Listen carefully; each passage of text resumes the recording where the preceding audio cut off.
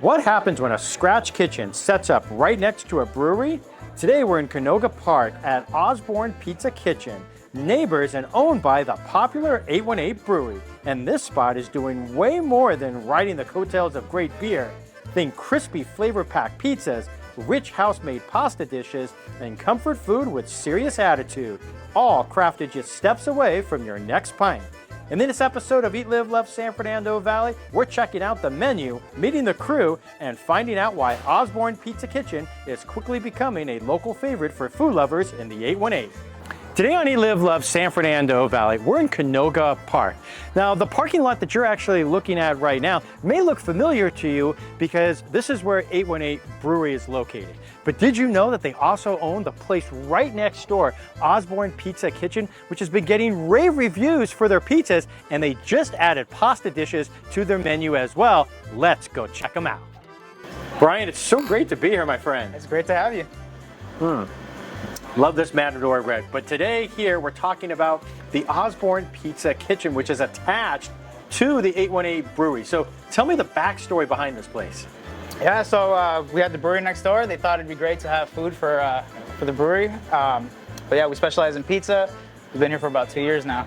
That's crazy because I remember before, and it would always used to be a bunch of different food truck vendors and whatnot.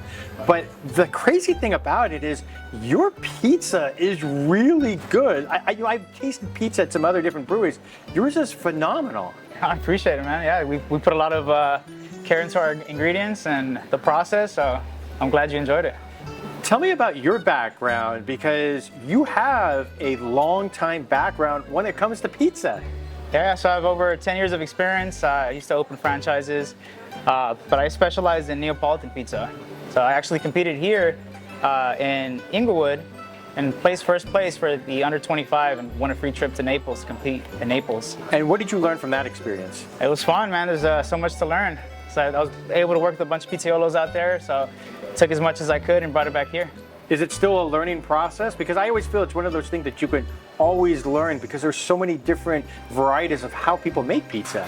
Yeah, I mean, the pizza dough has a mind of its own, so it's always a learning curve and kind of just trying to adjust to the temperatures and always, you know, being ready for it, planning for the next day. What's unique about your pizza dough? So we use a 3-flour blend.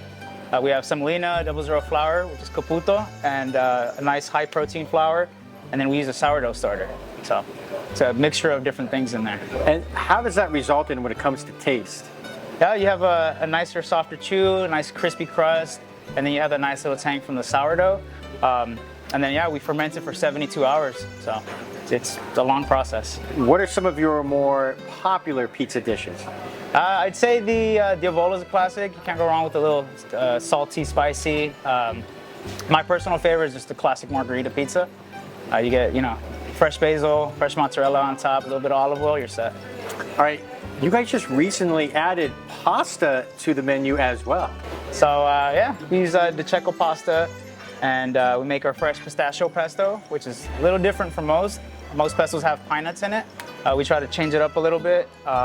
We make our fresh vodka sauce, make everything to order, so it's awesome to have pasta here. And how many pastas do you guys have on the menu?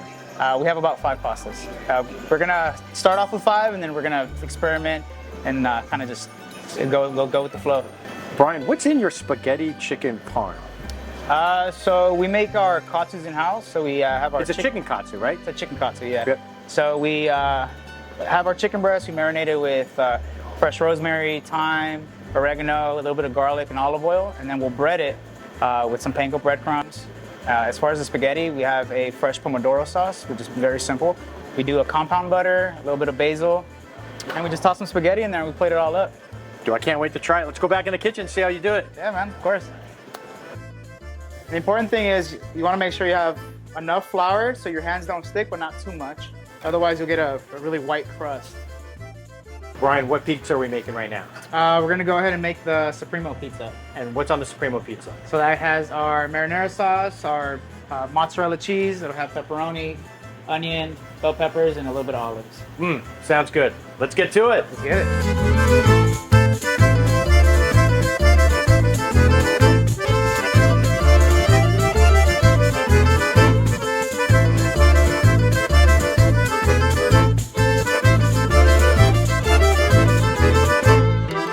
so much good food to try. So I'm gonna start off with their house margherita pizza.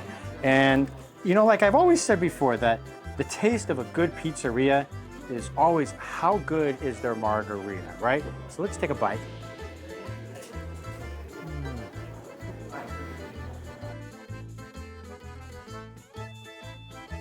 This margherita pizza, check this out, has this thick cut mozzarella over the house marinara, topped with the basil leaves and that light drizzle of olive oil.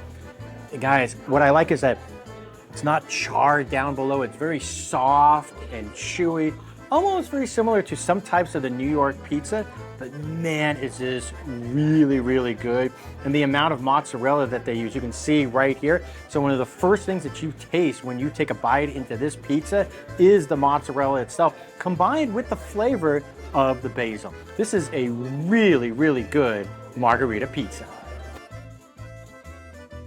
So besides pizza, and besides pasta, you can also order the wings here at Osborne Pizza Kitchen, which is a very solid choice. They have a ton of different sauces, everything from barbecue, ranch, right, traditional, and they have a super duper hot Afterburner. I'm wondering for that one, you might even have to sign a waiver on that one. That one's really, really, really spicy. So I just got their hot sauce, right, nothing too hot. I'm gonna dip it in the ranch.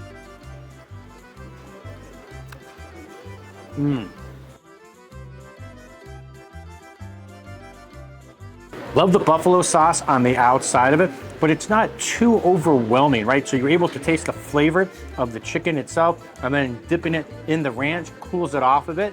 And then I'd be remiss if I didn't take a sip of the award-winning Matador Red here by 818. Winners at the World Beer Cup in Colorado recently. So if you're looking to try one beer, highly recommend this one. This is the spaghetti chicken parm. You'll be asking yourself, well, what is that exactly? Well, it's garlic butter, right, and the pomodoro sauce topped with Parmesan basil and their version of a crispy chicken katsu. So here's something that you definitely don't see every day. I'm gonna take a bite of the chicken right here. Cut a nice piece of chicken off and then make it a little smaller so we can get some pasta in here as well. Sometimes easier said than done. There we go. Nice, now time for a big boy bite.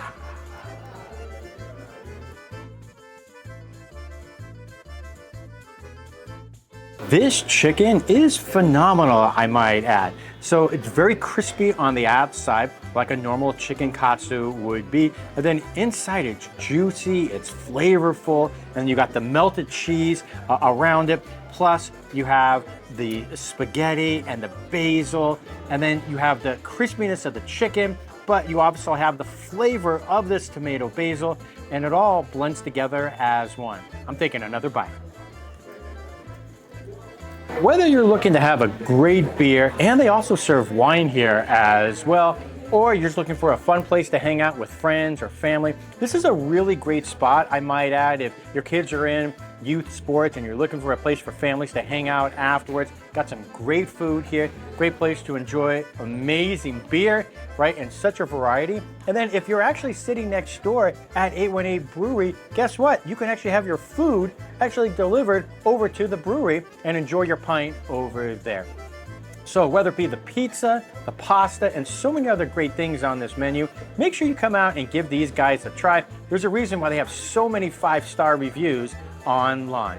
If you want to come out here and check out Osborne Pizza Kitchen, they're located on DeSoto Avenue in Canoga Park, south of Nordhoff Street, in between Nordhoff and Osborne. Come and give these guys a try if you haven't actually tried them out. And if you've been to 818 Brewery many times, but you haven't actually come over right next door here to Osborne Pizza Kitchen, well, now you know what these guys are all about. If you like this episode, make sure you like, comment, share, and we'll see you next time on Eat, Live, Love, San Fernando Valley.